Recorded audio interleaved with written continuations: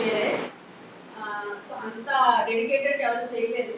So ఆయన నిరాహార దీక్ష చేశాడు. చేయడం వల్లనే ఏమైందన్నమాట, ఇంకా ఆయన ఆరోగ్యం హైప్ క్రియేట్ చేసేసరికి ఇంకా తెలంగాణ వాళ్ళందరూ బాగా ఫైర్ అయ్యి ఉద్యోగం ఇంకా తీవ్రతరం అయిపోయేసరికి ఇంకా సోనియా గాంధీ ఇవ్వాల్సి వచ్చింది కదా. సో అయితే అప్పుడైతే ఇలాగే అప్పుడు ఎవరు పట్టించుకోలేదు. ఇలాగ అన్నట్టు ఏదో చిన్న రాష్ట్రం కాదు అప్పుడు, అది మద్రాస్ ప్రెసిడెన్సీ అంటే ఈ మద్రాస్ వాళ్ళు చాలా మంది ఉన్నారు. చాలా నాకు ఇందాక నా చిన్నప్పటి వరకు కూడా ఎవరిని కూడా అంటే ఈ ఏరియా నుంచి చాలా మంది బాంబే వెళ్తూ ఉండేవాడు. మా కాలేజ్కి ఒకసారి వెళ్ళినప్పుడు అక్కడ అందరూ మెడ్రాసీస్ అనేవాళ్ళు అనమాట. అందుకే తెలుగు వాళ్ళు ఎవరైనా సరే తెలుగు అనే రాదు, మద్రాసి అనే అనేవాళ్ళు అనమాట. అంటే అది అలా ఉండిపోయింది. తెలుగు వాళ్ళు అక్కడ ఉన్నారు అనే ఐడెంటిటీ కూడా లేకుండా ఉందన్నమాట అప్పట్లో. సో మీరు చక్దే అనే సినిమా చూస్తే ఈ మూవీ చాలా మంది తెలిసి ఉంటుంది. చక్దే తెలుసా? చక్దే ఇండియా. అందులో ఈ సెలక్షన్స్ కోసం వెళ్ళినప్పుడు కూడా ఒక తెలుగు అమ్మాయి వెళ్తే మీరు మద్రాసి అని అడుగుతారు వాళ్ళ అమ్మాయిని.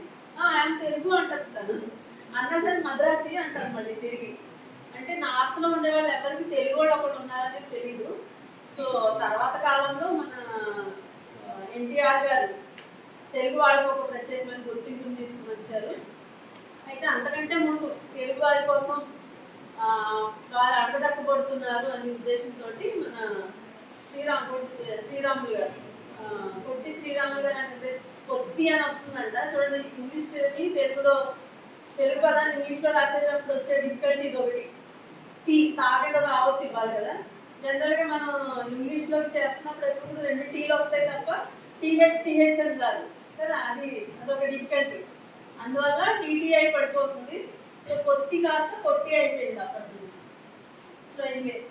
సో అలాగా ఈయన నిరాహార దీక్ష చేసి మరి చాలా భయంకరంగా ఆయన నిరాహార దీక్ష చేయడం వల్ల ఆయన చేస్తున్నప్పుడు కూడా ఎవరు అంత పట్టించుకోలేదంట. నిరాహార దీక్ష చేసినప్పుడు కూడా ఇంకా ఆఖరికి ఆయన చనిపోయేసరికి ఎప్పుడైనా ఎవరైనా ఒకరు చనిపోతే